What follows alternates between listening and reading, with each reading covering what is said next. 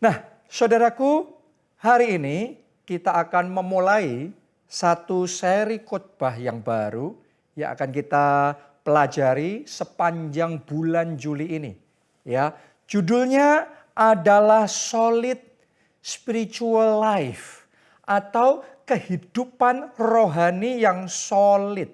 Solid itu berbobot, solid itu berkualitas. Saya ajak kita semua membangun kehidupan rohani yang berbobot, yang berkualitas. Terlebih dahulu kita akan baca di dalam Daniel. Pasal yang pertama, pasal yang kelima, ayat 1 sampai ayat yang ke-6. Ya, ini kisah tentang Raja Belsyazar. Oke, saya bacakan buat saudara. Raja Belsyazar mengadakan perjamuan yang besar untuk para pembesarnya. Jadi ada pesta waktu itu. 1.000 orang jumlahnya. Jadi cukup banyak yang hadir. Dan di hadapan 1.000 orang itu ia minum anggur. Mabuk-mabuk saudaraku. Ya.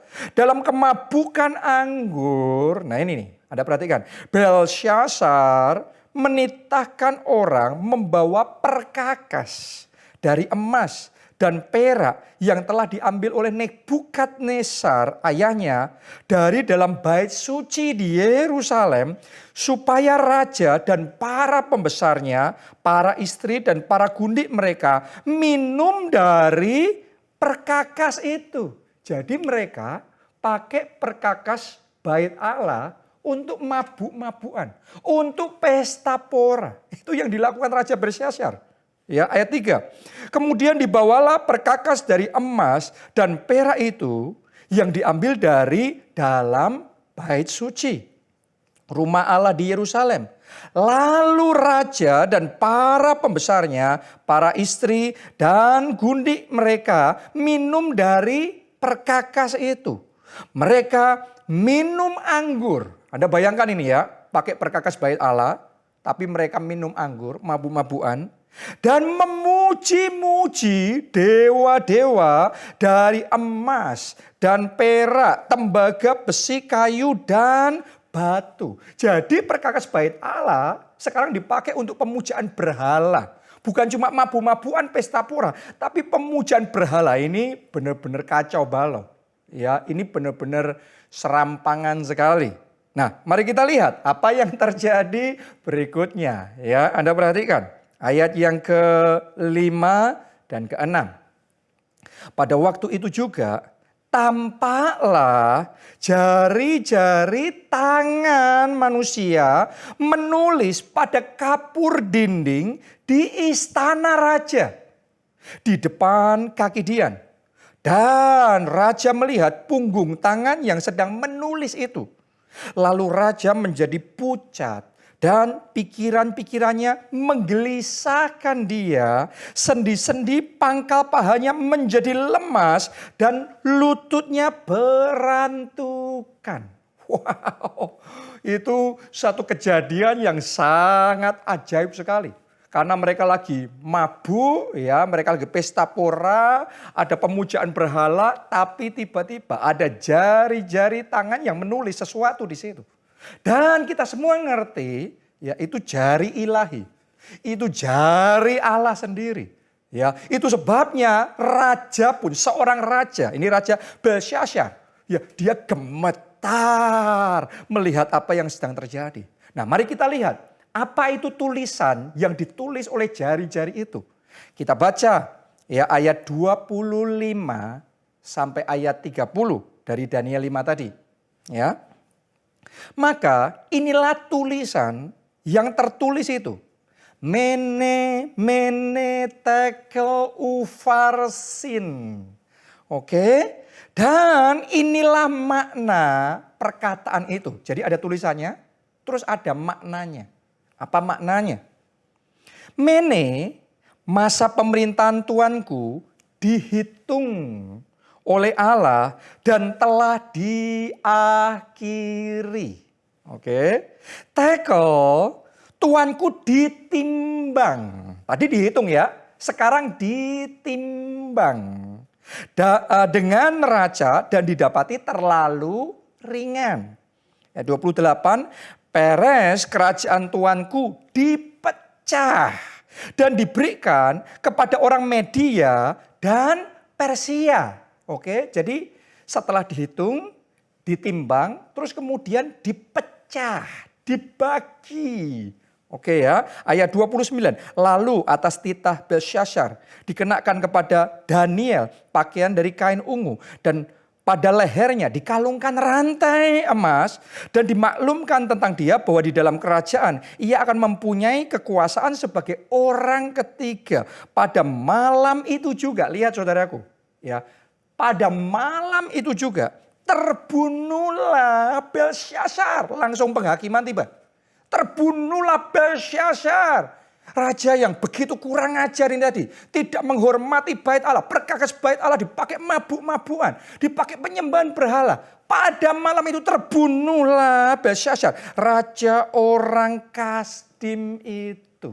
Ya, jadi ternyata saudaraku, malam itu tanpa diduga oleh Raja Belsyazar, masa pertanggungan jawab dalam hidupnya sudah tiba. Malam itu dia harus mempertanggungjawabkan hidupnya. Dan hidupnya ternyata dihitung. Tadi ya, mene-mene taka uvarsin, dihitung, ditimbang. Terus kemudian harus ada konsekuensinya. Sayangnya konsekuensinya ya ternyata ditemukan ya waktu dihitung ya sudah diakhiri, waktu ditimbang ditemukan terlalu ringan.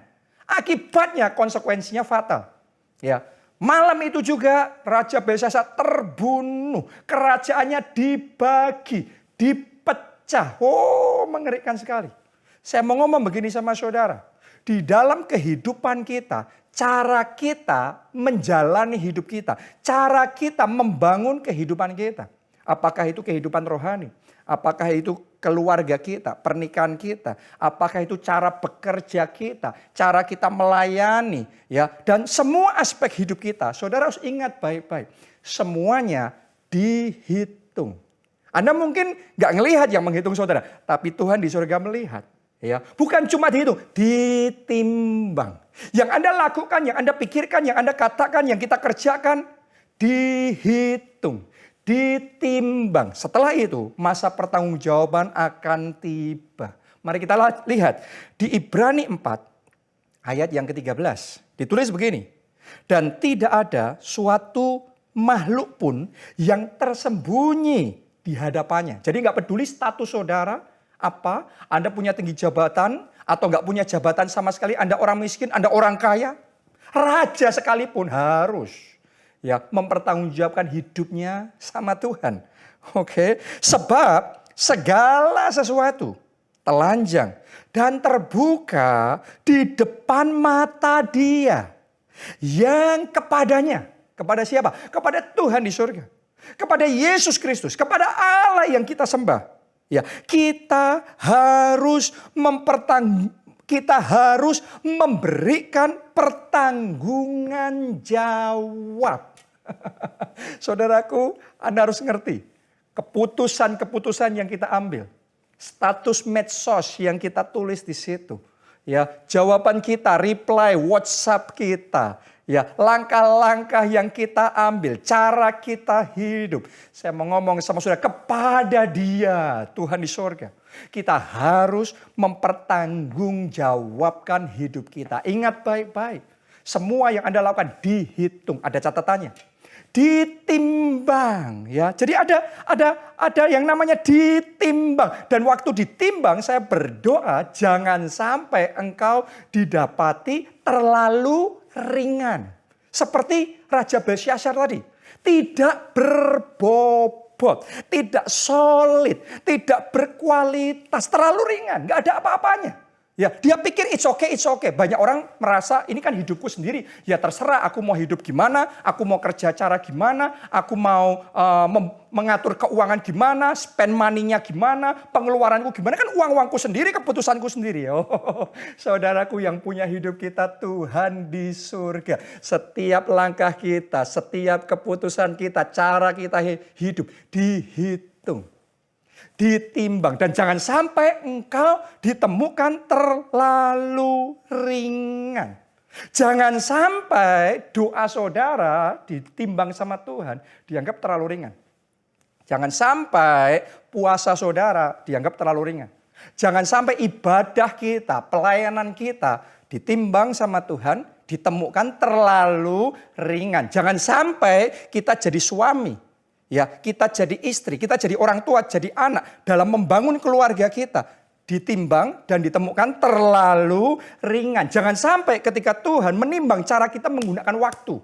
Dari pagi kita bangun sampai malam kita istirahat. Itu semua dihitung loh, ditimbang loh. Jangan sampai terlalu ringan. Karena kalau kita nggak hati-hati, kita bisa hidupnya semau kita, seenak kita sendiri. Seperti Raja Belsyazar. Kan terserah, saya bisa kok, kenapa tidak?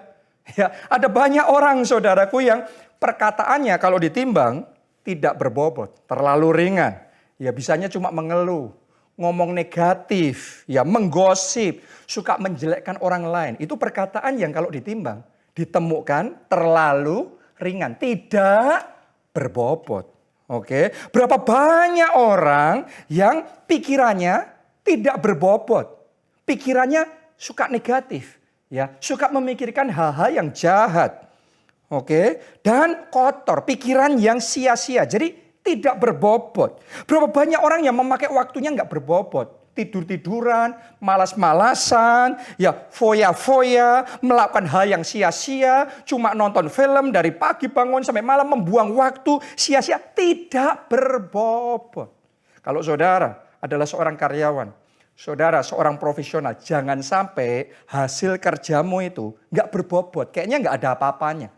Ya, saya berdoa semua jemaat keluarga Allah, para karyawan, para profesional, ya saudara punya kinerja yang berkualitas, yang solid, yang ketika ditimbang, wow ini hebat, ini luar biasa. Saya berdoa saudara semua pengusaha, jemaat keluarga Allah, ketika cara kerja saudara ditimbang, wow ini teladan yang baik, ini namanya terang dunia, ini yang disebut garam dunia. Kita diberkati, kita jadi berkat. Ingat baik-baik, hidup kita itu dihitung. Hidup kita itu ditimbang, jangan sampai ditemukan terlalu ringan. Karena akan ada konsekuensi. Ya, setelah dihitung, terus ditimbang, tadi Raja Belsyazar mengalami konsekuensi. Pertanggungjawabannya apa? Dia akhirnya dijatuhi hukuman. Malam itu juga terbunuh. Kerajaannya pecah. Kerajaannya dibagi, saudaraku. Kalau Anda masih ingat, Tuhan Yesus juga ngomong hal yang sama. Ya, yang namanya ranting itu akan dilihat. Ranting berbuah atau tidak berbuah. Berbobot atau tidak berbobot. Berkualitas atau tidak berkualitas. Kalau rantingnya berbobot, berkualitas, berbuah, Tuhan Yesus ngomong loh ya, ini ranting akan dibersihkan. Supaya berbuah lebih banyak. Supaya lebih berkualitas. Doa saya saudara jadi suami yang lebih berkualitas. Jadi istri yang lebih berkualitas. Jadi orang tua, jadi anak yang lebih berkualitas. Jadi karyawan yang lebih berkualitas. Jadi bos, jadi atasannya lebih berkualitas. Jadi anak Tuhan, jadi orang Kristen, jadi ketua kelompok sel, jadi pelayan Tuhan yang lebih berkualitas. Itu ranting berkualitas. Dibersihkan supaya bertumbuh, supaya berbuah lebih banyak. Tapi kalau ranting tidak berkualitas, tidak berbobot, tidak berbuah, Tuhan Yesus ngomong ranting itu akan dipotong. Itu mene-mene tekel ufarsin, dipotong saudaraku. Jadi hari ini sadarilah ada masanya, ada waktunya. Pertanggungjawaban itu tiba kepada dia. Kita harus memberikan pertanggungan jawab. Karena itu mulai sejak sekarang, saya ajak kita semua tanpa terkecuali, secara jasmani dan secara rohani, mari kita bangun kehidupan yang berkualitas. Boleh katakan amin? Oke, sama seperti Daniel.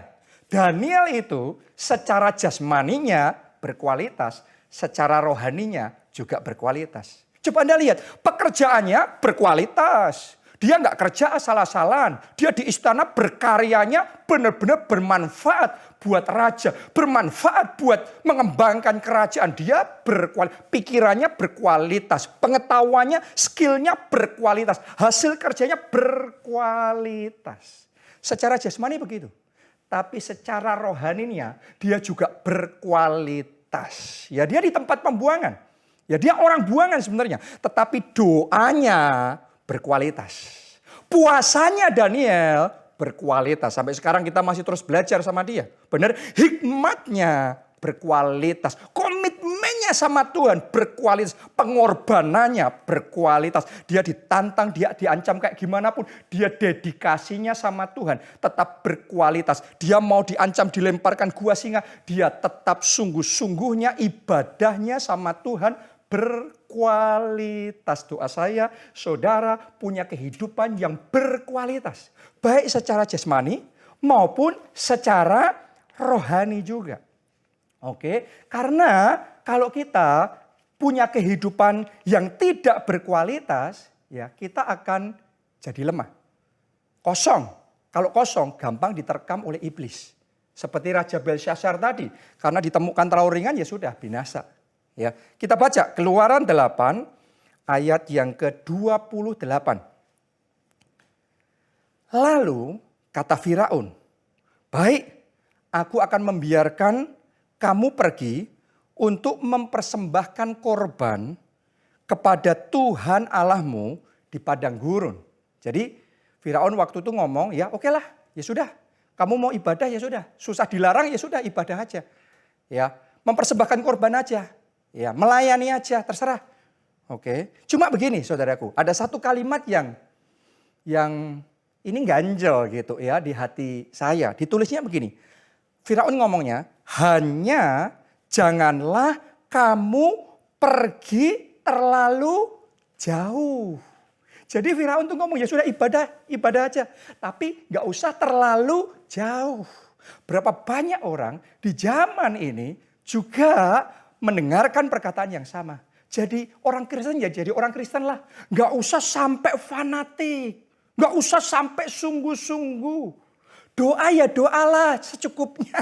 Ala kadarnya. Gak usah sampai kepenuhan Roh Kudus kayak gitu. Gak usah sampai sungguh-sungguhnya seperti itu. Melayani ya melayanilah. Tapi gak usah sampai kayak gimana gitu loh. Yang biasa-biasa saja. Saya mau ngomong sama saudara. Kalau iblis tidak bisa menghentikan saudara beribadah sama Tuhan. Maka yang iblis mau Anda beribadahnya standar minimal.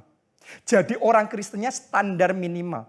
Doanya standar minimal. Pujian penyembahnya standar minimal. Jadi yang iblis mau kalau nggak bisa hentikan saudara ikut Yesus adalah ya sudah Anda ikut Yesus tapi yang minimal.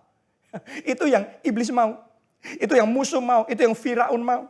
Ya, tapi yang Tuhan mau kita nggak minimal. Ya nggak standar minimal. Saya berdoa jemaat keluarga Allah nggak puas, nggak nyaman di yang minimal.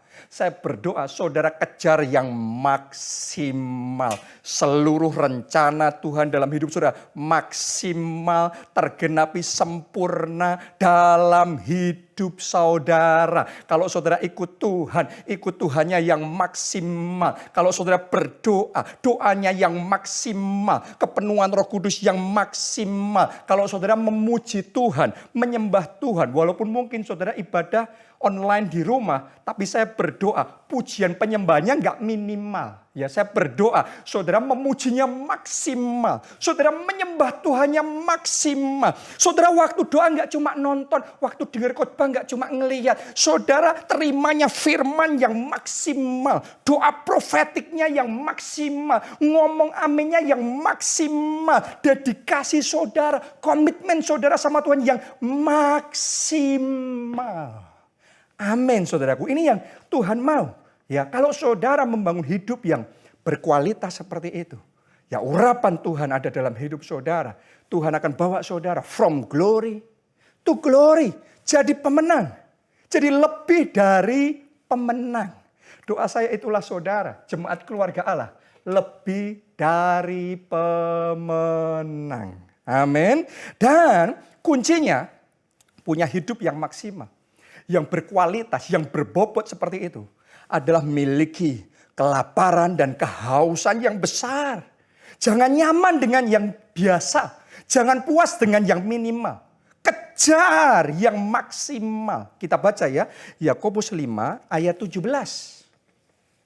Ditulis begini. Elia, ini bicara tentang Elia, oke. Elia adalah manusia biasa sama seperti kita. Jadi dia startnya sama nih. Sama saudara, sama saya sama nih. Ya, Elia sama startnya, manusia biasa sama seperti kita. Dan ia, lihat ini yang membedakan, telah berdoa biasa-biasa aja. No, itu yang membedakan. Ya, dia nggak mau doanya minimal. Dia ditulis di sini bersungguh-sungguh berdoa. Berarti doanya kualitas. Berdoanya yang berkualitas, puasanya berkualitas. Kalau Anda baca cara doanya Elia saja, ya dia kalau doa itu nggak cuma doa dalam hati. Yang penting Tuhan sudah tahu. Tuhan kan ngerti sendiri nanti di hati saya gimana. No. Buat Elia kalau dia berdoa, segenap roh, segenap jiwa, segenap tubuhnya berdoa. Jadi doanya kualitas. Sampai ditulis dalam Alkitab, dia kalau berdoa, dia akan menundukkan dirinya di antara kedua kakinya. Dan dia berdoa berseru-seru sama Tuhan dengan segenap hatinya. Itu doa yang berkualitas. Gimana cara saudara berdoa? Jangan-jangan selama kita mulai ibadah di rumah, kita doanya berkurang. Kita doanya minimal, doanya nggak berbobot. Kalau dihitung dan ditimbang sama Tuhan jadi kayak tidak berbobot. Karena yang menilai bukan kita loh saudaraku. Yang menilai Tuhan loh. Dan Tuhan paling tahu itu. Yang menilai Raja Belsyazar, kalau dia sih oke-oke aja, merasa hidupnya fine-fine aja. Tapi Tuhan ngomong nggak fine, nggak oke, nggak berbobot. Ditemukan terlalu ringan. Ya, tapi beda sama Elia. Elia bersungguh-sungguh berdoa supaya hujan jangan turun. Dan hujan pun tidak turun di bumi selama 3 tahun dan 6 bulan. Dia berdoa lagi dan hujan turun. Wow, ini dia. Artinya Elia ini dia komit membangun kehidupan rohani yang solid, yang berbobot, yang berkualitas. Ya, puasanya berkualitas. Dedikasinya sama Tuhan, dia pertaruhkan nyawanya buat Tuhan. Ikut Tuhan itu bukan cari yang nyaman. Ikut Tuhan itu cari untuk dedikasi, berani korban buat Tuhan. Itu hidup Elia, itu yang membedakan. Kenapa kok Elia jadi hamba Tuhan yang luar biasa, jadi nabi yang besar. Karena ditimbang, dihitung sama Tuhan. Ini luar biasa, diberikan kepercayaan yang lebih besar. Sementara Belsyazar diskualifikasi, tapi Elia diangkat lebih besar. Doa saya, saudara seperti Elia diangkat lebih tinggi, diangkat lebih besar. From glory to glory bersama dengan Yesus. Amin. Ya, bukan cuma Elia loh. Kalau Anda teliti lagi, penerusnya Elia siapa? Siapa namanya? Penerus Elia? Betul. Nabi Elisa. Nabi Elia penerusnya Nabi Elisa. Padahal saudara tahu nggak? Yang ngikutin Elia, yang belajar dari Elia, bukan cuma Elisa. Ya, tapi banyak lainnya. Banyak orang lain. Banyak nabi-nabi lain. Juga nabi kok. Tapi kenapa sekarang yang kita kenal cuma Elisa? Apa yang membedakan Elisa dengan yang lainnya? Kenapa hanya Elisa yang dapat anointing double portion? Sederhana saudaraku. Karena hanya dia yang mau. Buat yang lainnya, buat nabi-nabi yang lain, buat murid-murid yang lain, cukup ngikutin Elia itu cukup dari jauh. Ya gini aja sudah kok. Oke, no problem. Anda baca nggak kisahnya itu? Mereka bahkan menasihati Elisa, kamu nggak usah sampai kayak gimana lah. Ya, kan kita ngerti sebentar lagi dia juga diangkat. Sudah dari jauh aja, oke kok no problem. Dan mereka juga oke, mereka jadi nabi juga tetap jadi nabi. Tapi buat Elisa yang oke buat orang lain belum tentu oke buat dia. Yang lainnya dari jauh ngikutin Elia oke. Tapi buat Elisa dia mau nempel sama Elia. Dia mau ngikutin dari dekat. Dia komitmennya sungguh-sungguh. Ya, dia dedikasinya sungguh-sungguh. Itu sebabnya dari sekian banyak murid Elia, hanya satu yang dapat urapan double porsi, yaitu Elisa. Ya, saya mau ngomong begini sama saudara. Saya mesti mengakui dengan apa adanya sama saudara. Ya, ibadah online itu sangat baik. Ibadah online kita dari rumah, ibadah di rumah kita masing-masing tentunya baik. Ya, tapi saya mau ngomong sama saudara, tetap akan beda. Dari jauh sama dari dekat. Ya, dari rumah sama ketika kita benar-benar all in.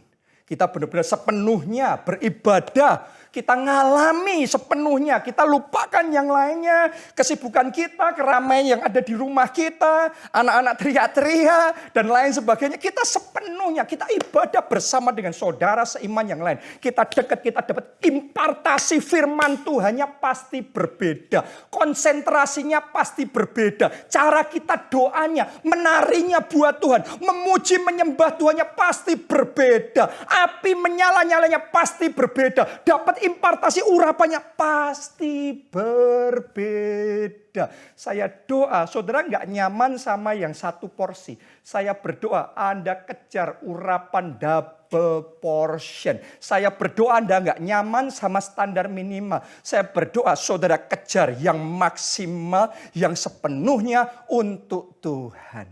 Oke, kalau saudara masih ingat jemaat mula-mula. Pada waktu itu awalnya mereka beribadah di bait Allah dan di rumah-rumah. Ya bahkan Tuhan Yesus pun juga mengajar di bait Allah dan di rumah-rumah. Orang mendengar Yesus di bait Allah dan di rumah-rumah. Jadi ada dua. Tapi di satu masa aniaya datang. Ketika aniaya datang sudah tidak mungkin lagi buat murid-murid Yesus ibadah di bait Allah. Karena mereka ditangkap, dipenjara, dibunuh, saudaraku. Jadi nggak memungkinkan lagi ibadah di bait Allah. Itu sebabnya mereka mulai ibadah di rumah-rumah. Ini yang sekarang sedang kita alami. Berapa waktu ini dalam dimensi yang berbeda. Ya, tadinya kita ibadah di gereja dan juga di rumah. Ya, tetapi sejak 3 bulan sesuatu terjadi melanda seluruh dunia. Ya, sehingga akhirnya kita tidak diperbolehkan untuk bisa ibadah di gereja.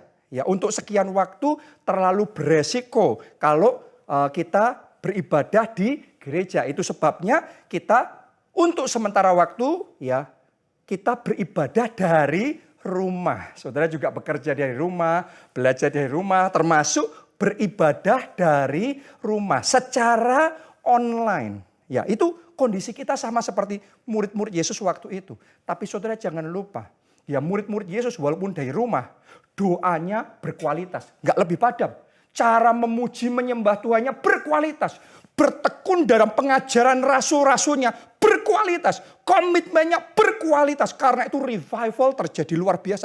Kebangunan rohani luar biasa. Injil diberitakan dari Yerusalem, Yudea, Samaria sampai ujung bumi. Dan terobosan-terobosan besar terjadi. Keadaan berbalik. Begitu keadaan berbalik, ya, kemudian memungkinkan untuk mereka beribadah di bait Allah. Maka mereka yang tadinya hanya di rumah-rumah. Maka kemudian mereka kembali beribadah di bait Allah dan di rumah-rumah. Jadi saya ingin ajak saudara.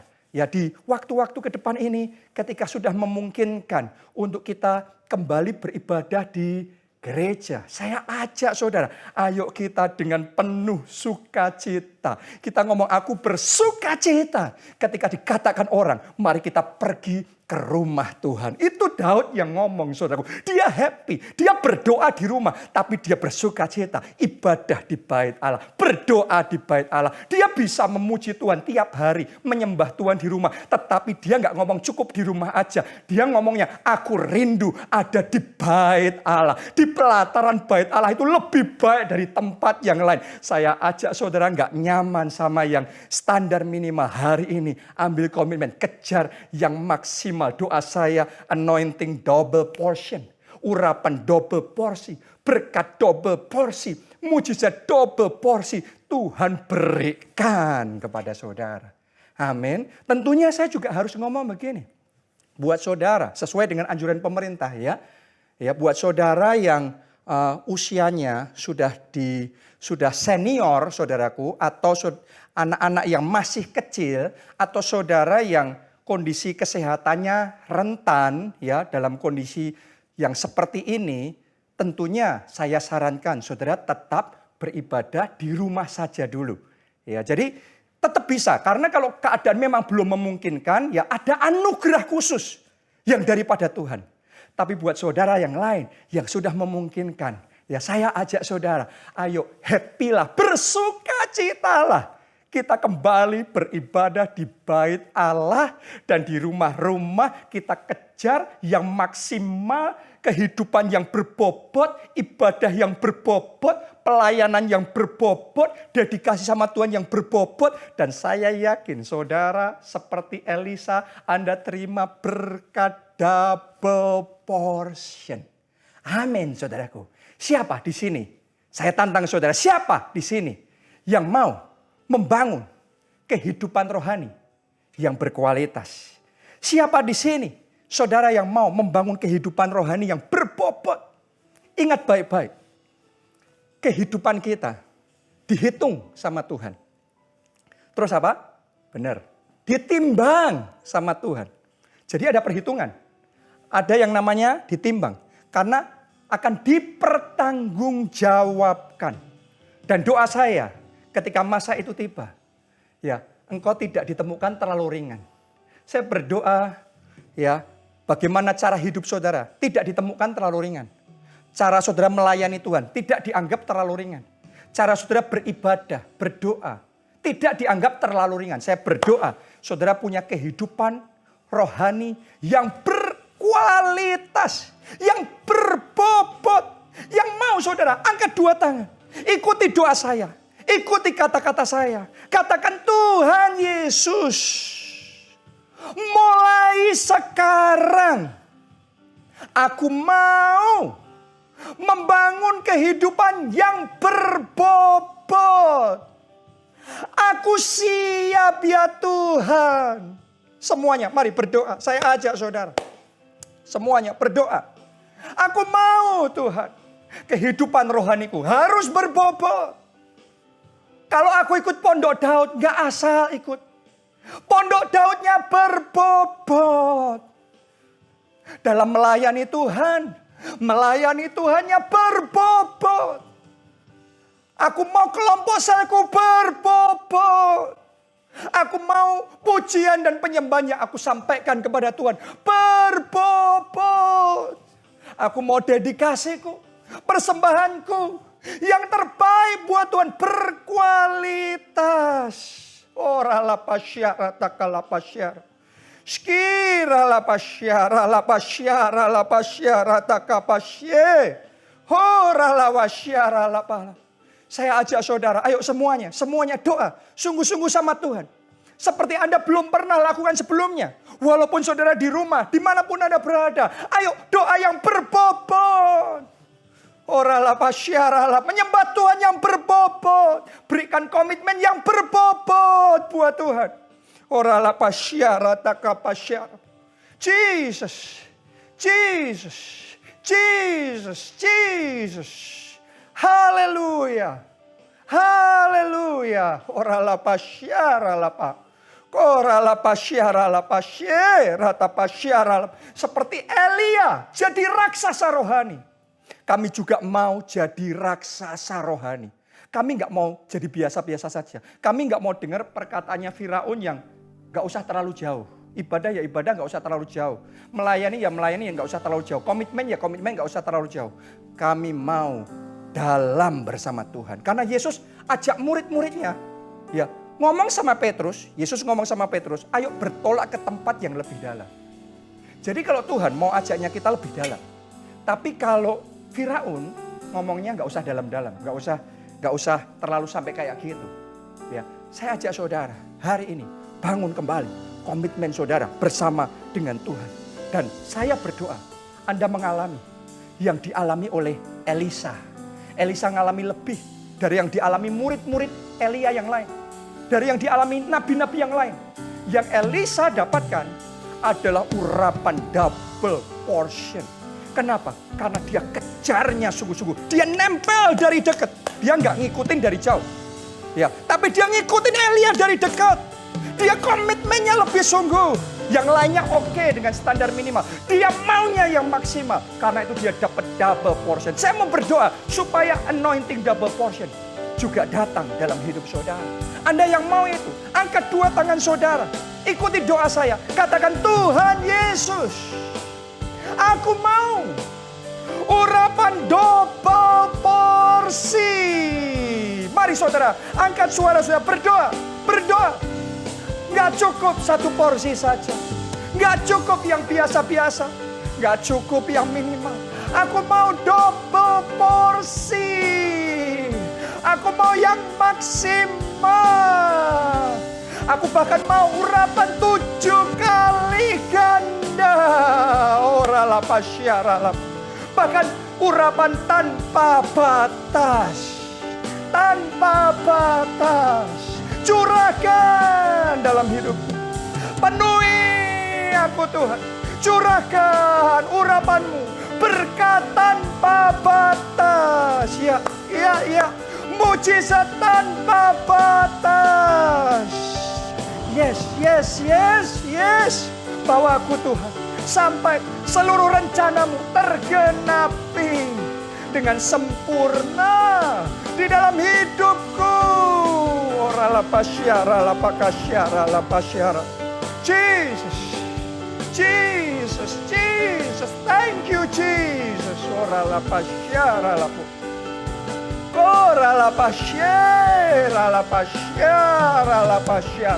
Jesus, kami terima itu dengan iman. Berkat tanpa batas, mujizat tanpa batas, urapan tanpa batas. Terima kasih Tuhan. Kami mengucap syukur dan kami bersuka cita. Dalam nama Tuhan Yesus, kami berdoa. Amin.